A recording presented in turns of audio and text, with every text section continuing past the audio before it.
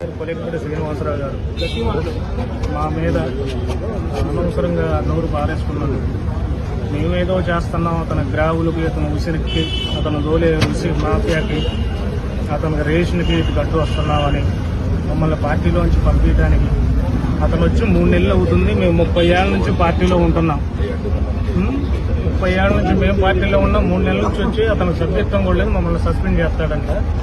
Mafia మమ్మల్ని ఎదురైతే బట్టలు తీసి కొడతాడంట.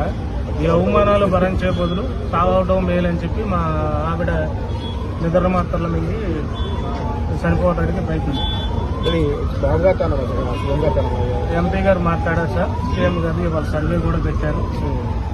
యాక్షన్ తీసుకుంటాం, మీరేం తొందరపడద్దని రఘురామ్ గారు మా జిల్లా పంచాయతీ అధ్యక్షులు వచ్చారు, ఎంపీ గారు వచ్చారు, అలాగే జవహర్ గారు వచ్చారు, మినిస్టర్ గారు వచ్చారు, గొప్ప గారు వచ్చారు. అందరూ మాకు భరోసా ఇస్తున్నారు. మేము ఉన్నాం మీకు.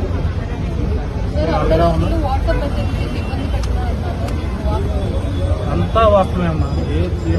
ఉద్యోగస్తుల్ని మరీ విపరీతంగా ఇబ్బంది పెడుతున్నారు. ఏడి ఉద్యోగస్తుల్ని మరీ బాగా ఇబ్బంది పెడుతున్నారు. అన్నీ వాస్తవాలు. మీరు వచ్చి అక్కడ క్లియర్ చేసుకున్నా పెద్దలు చెప్పలేకపోతున్నారు. అన్నీ వాస్తవాలేమ్మా. అక్కడ జరిగేది వాస్తవం.